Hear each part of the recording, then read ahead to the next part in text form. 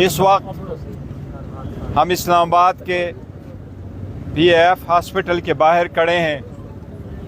मैं अभी रऊफ हसन साहब से मुलाकात करने के बाद बाहर आ रहा हूँ। मेरी तकरीबन 1.5 घंटे उसके साथ हॉस्पिटल में रहा हूँ।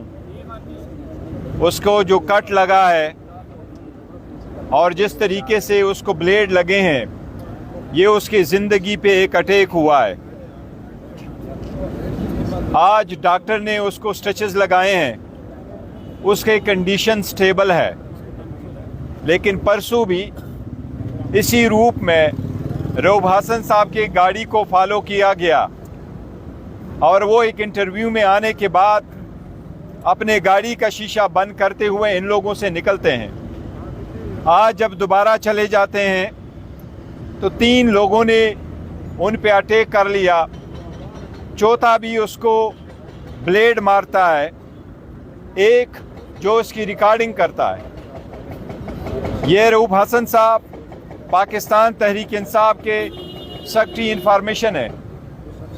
वो पाकिस्तान तहरीक इंसाफ जो मुल्क की सबसे बड़ी पार्टी है उसके तर्जुमान है, इसके चीफ इलेक्शन कमिश्नर है। रऊफ हसन साहब की ज़िंदगी पे अटैक पाकिस्तान तहरीक इंसाफ की लीडरशिप पे अटैक है। इससे पहले खान साहब की ज़िंदगी पे डायरेक्टली अटैक हो चुके हैं। ये फर्स्ट टाइम है जबकि हम कोशिश कर रहे हैं कि ये सारे मसाइल एक तरफ हो जाएं और हम आगे की तरफ बढ़े, लेकिन कोशिश की जा रही है कि कोई ऐसे वक़ूए हो जाएं जिससे मुल्क के हालात मज़ीद ख़राब हो।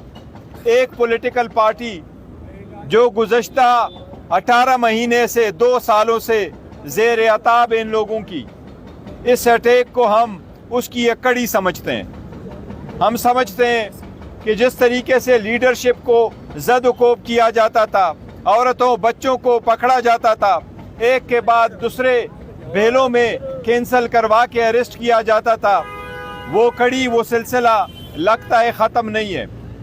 इस वक्त हम प्रीएम्प्ट नहीं करना चाहते, इस वक्त हम प्री सपोज नहीं करना चाहते, पर हम चाहते हैं कि इस वक़ूए की हर एंगल से इन्वेस्टिगेशन हो, प्रॉपर इंक्वायरी हो और जो परपेट्रेटर इसके पीछे हैं उनको कैफर किरदार तक पहुंचाए और उनको वाकई सख्त सज़ा दी जाए। लेकिन एक बात पूरे कौम को हम वाज़े दे करना चाहते हैं कि इस किस्म के हथकंडों से पाकिस्तान तहरीक इंसाफ, उसकी लीडरशिप, उसके वर्कर और सपोर्टर मरगूब नहीं होंगे। इंशाल्लाह पाकिस्तान तहरीक इंसाफ अपना स्ट्रगल कानून की बालादस्ती के लिए, आईन की हुक्मरानी के लिए, पार्लिमान को मजबूत करने के लिए इंशाल्लाह ताला वो जदोजहद जारी करेगी रहेगी। वो जदोजहद इंशाल्लाह हम जिस तरीके से खान साहब की हिदायत है उसके नज़रिए के मुताबिक हम अपना स्ट्रगल जारी करेंगे। लेकिन हम पुरजोर मुतालबा करते हैं कि इसकी इन्वेस्टिगेशन किया जाए। ये पाकिस्तान तहरीक इंसाफ की लीडरशिप पे डायरेक्टली उसकी ज़िंदगी पे एक अटैक हुआ है।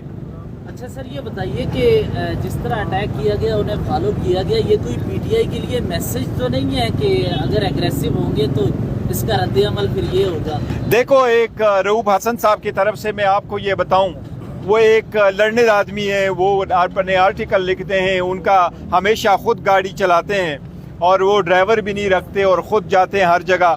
इनका कभी किसी के साथ इख्तिलाफ नहीं रहा है, इसलिए जिसने भी ये काम किया है और जिस भी मरकज़ के पर्पज़ के लिए किया है और जो भी अवामिल इसके पीछे हैं, हम ज़रूर इसके तह तक जाना चाहते हैं कि जो लोग इसके पीछे हैं उनको कैफर किरदार तक पहुँचाया जाए। फौरी तौर पर तो ये बताइएगा कि हॉस्पिटल में किस किस्म का उनको जख्म आया है और तबीयत कैसी है, डॉक्टर्स क्या कहते हैं, कब तक? डॉक्टर साहिबान भी कह रहे हैं और स्टेबल, उसकी कंडीशन स्टेबल है, लेकिन मैंने खुद देखा है उनको यहाँ चीख पे बहुत जख्म आया है, दैट इज़ टू डीप, और वो यहाँ उनकी जुगुलर वेन पे कोई अटैक करने की कोशिश की गई जो उनको यहाँ लगा है। इस जस्ट हाफ एन इंच का फ़र्क है। इस वक्त उसकी कंडीशन आल्दो अल्हम्दुलिल्लाह स्टेबल है, लेकिन उसकी ज़िंदगी पे यस ऑफ कोर्स अटैक हुआ है। सर, ख्वाजा सराओं के जरिए ये अटैक करवाने का क्या मकसद था? ये देखो, जो भी मकसद था और जो भी कर रहे हैं, लेकिन एक बात है, आप जिस फॉर्म में भी आते हैं, मुख्तलिफ फॉर्म में लोग अटैक करते रहते हैं। ये सेकंड टाइम है, पहले कल उस पर परसों भी हुआ है, इनके पीछे गए हुए हैं, अब ये